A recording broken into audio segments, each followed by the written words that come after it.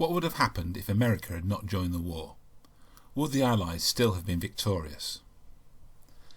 This is a very controversial topic, one that still resonates even now. It's not uncommon for the other Allied powers to feel that America was tardy in opposing fascism. Some even think it was deliberate in order to bring about the ruination of the British Empire or the collapse of the Soviet Union.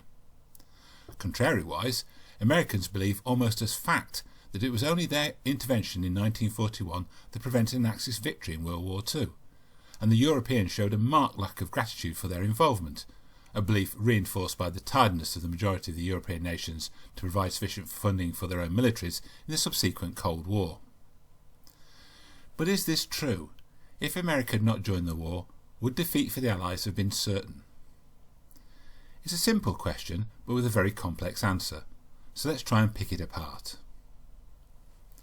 The first thing to say is that it is highly unlikely America would have been able to keep out of the war for much longer anyway. On a purely practical level, as early as March 1941, there had been clashes between American and German naval units in the North Atlantic. When powerful military forces from ambivalent nations are in close proximity, it is all too easy for someone to make a slip or misinterpret a movement, and before you know it, the guns are firing. The two are dragged into full-scale shooting war. Then, on a philosophical level, conflict would also have been inevitable. The government of the United States is, famously, of the people, by the people, for the people. In other words, democracies are bottom-up systems. The immense power that American politicians wield is ultimately derived purely from the electoral support they receive from the American citizenry. It is not theirs by right, it is borrowed power, subject to support of the mass of the population. Once a politician no longer has that support, for whatever reason, their power disappears. The great totalitarian powers, on the other hand, are top-down systems. One individual has absolute power. The rest of the population marches in lockstep with the glorious leader, or else. Clearly, these two ideas of covenants are completely at odds with each other. In a bid for world domination, one cannot tolerate the other. Never forget the old adage, the dark hates the light because the light shows the dark up. In other words, if America had not made war on the Axis, sooner or later they would have made war on America. And finally, of course, conflict would have been inevitable for moral reasons. Now, I don't blame America for not wanting to get involved. Good grief, war is the sum of all human evil. It's not something that any sane person wants to indulge in. It's something you do because you have to, because the only alternatives are death or slavery or oppression. It just took some time for most Americans to realise those were the alternatives that are actually on the table. In late 1941, the full horrors of what the Axis powers were up to was not fully appreciated. The Italians had successfully hidden the fact that they had been using poison gas bombs in Abyssinia. Japanese atrocities in China were so over the top that no one could credit them, and conditions in Germany's concentration camps were more crude than cruel at that time. They hadn't worked out the final solution yet. Nonetheless, it was quite clear to most intelligent observers that there was something decidedly dark going on in all three nations. How could anyone not oppose such evil, particularly Americans, who generally I have found are a very moral people?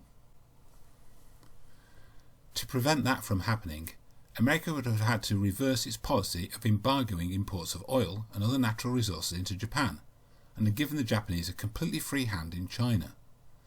It would have had to stop all tacit support for Britain and Russia, and basically completely retreated into isolationism. It would have been a very dishonourable and cowardly thing to do, and for those reasons alone the American public would in all likelihood have rejected it, and of course it wouldn't have worked, at least not in the long term, for all the reasons I gave earlier. At best it would have bought a little time. So, if the only way that America could have been able to keep out of the war was if Japan had not attacked them, and therefore also entered the war, it follows that asking if the Allies would have won without America, what you're really asking is if the combined forces of the British Empire, as it was then, and the Union of Soviet Socialist Republics, as it was then, could together have defeated Nazi Germany, Fascist Italy, and the various minor Axis powers. This is, of course, a completely hypothetical question. We will never know the true answer. American intervention in the war was so immediate and all-encompassing, it is very hard to plot what would have happened if it had not been available. I think it's possible to project that the Allies would still have successfully cleared North Africa and won the Battle of the Atlantic, but beyond that, things become very unclear. My own personal opinion is that, on balance, yes, I think the Allies would have won without America, eventually. It would have been more difficult, it would have been more expensive in both money and lives, it would have taken a lot longer, and I can't imagine what world we would be living in now. Probably the Iron Curtain would still be up and somewhere west of Paris, but I believe, with one caveat, that eventually the Axis would have been ground down. What is the basis for that? Well, even with America and Japan out of the equation, the Allies still have the numbers. They have a larger population and they have a greater industrial output. In contrast, for all of their power, neither Germany nor Italy is self-sufficient in natural resources. The Allies control the seas, and the blockade would eventually start to take effect. And if you think about it, the Germans had occupied pretty much all of Europe by this time. All those Greeks and Danes and Frenchmen and Dutchmen and Belgians and Norwegians are going to rise up against them eventually. You can't keep them all under the thumb forever. And it may seem naively trite, but I do believe that ultimately good defeats evil and right overcomes wrong. I'm not just being morally pious about that. Fascist systems are fundamentally unstable. It is not just that once the beloved leader goes the way of all flesh, a slick transferal of power to an equally capable new leader is unlikely in the extreme. Fascist systems are not very efficient. They just don't work very well. It is a curious paradox, but completely true, that the great totalitarian powers were never quite as thoroughly organised for war as the great Western democracies were.